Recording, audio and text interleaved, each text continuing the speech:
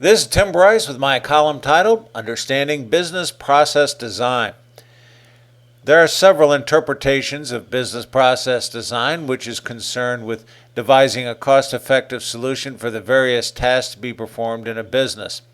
Here's mine, which has worked effectively for me for several years. It's not a matter of what tools I use, but rather understanding the principles behind the design process itself. An inherent part of any information system is the business processes, or as we originally referred to them as subsystems.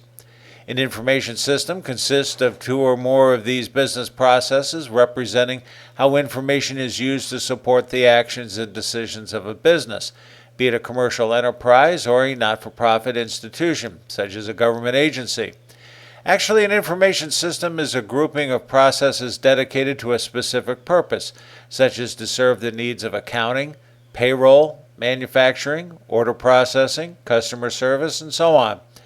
These processes are first defined logically as to who they serve, the information requirements they support, thereby defining the purpose of the process, its timing, how often it occurs, when it starts, and the amount of time necessary to complete the task, and the inputs, outputs, and logical files associated with each. This simply represents what must occur and when, representing a relatively stable logical model. It will only change if the information requirements change.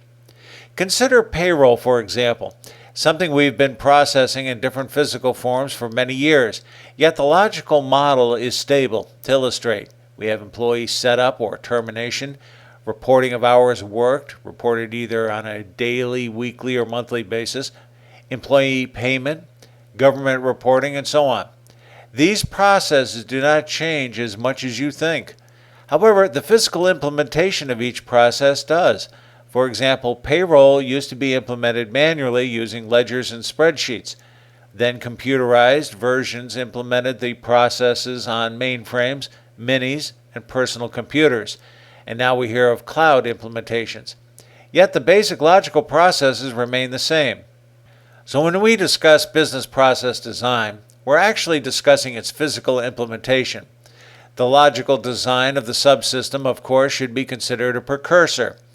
Assuming it is in place, the challenge is twofold: to physically define both the workflow and data flow. In terms of the workflow, the intent is to procedurally define how the business process will be executed from start to end, and by whom. Here there are three types of procedures used: administrative, to reflect manual processing; computer, to represent programming; and office automation, to represent the use of certain office equipment such as optical or audio scanning, fax, key entry, and so on.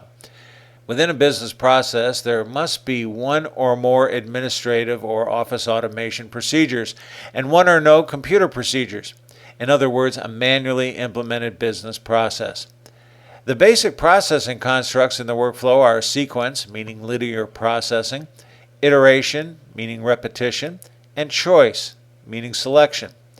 These can be combined in a single business process as required. Data flow is determined through the various inputs, outputs, and physical files used in the process. Each includes records. In terms of inputs, records represent transactions referring to some sort of action or event, such as a purchase, a return, a back order, a debit, or a credit. Most of what we do in business is process transactions, be it query or to update files. This means there are three fundamental actions performed: create, update, and reference. Some would argue there is also a delete to be considered, but this is the opposite function of a create. In programming parlance, a reference is considered a read and an update is a read-write. One of the fundamental considerations for both workflow and data flow is timing, which should be defined for the overall subsystem in terms of frequency, meaning how often the business process is executed, such as 12 times a day, once a month, or upon request, whenever it's desired. Offset represents when the process is to start, such as at the end of the month, first day of the week, and so on. As an aside, there is no offset when the frequency is upon request. And finally, response time represents the total amount of time allowed to execute the business process. For example, 10 seconds, 1 day, etc. These timing nuances will ultimately influence the processing of transactions. To illustrate, if the frequency is once a month, beginning on the last day of the month, with an hour or more response time, this will likely result in a batch process, which is still actively used today. However, a frequency of upon request with a 5-second response time will likely result in an interactive process, where transactions are processed one at a time. As an aside, when we consider the performance of a business process, we are basically measuring time versus transactions. If the transactions cannot be processed in the allowed time, perhaps it is necessary to devise a new physical implementation. Through these rules, the analyst defines the physical implementation of the business process from start to end. This can be depicted using common flow charts drawn from left to right or top down. After the business process has been designed, now is the time to write its testing criteria.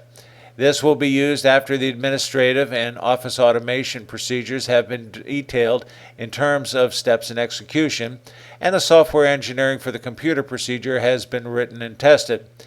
This ultimately represents a string test, whereby the whole business process is tested from start to end.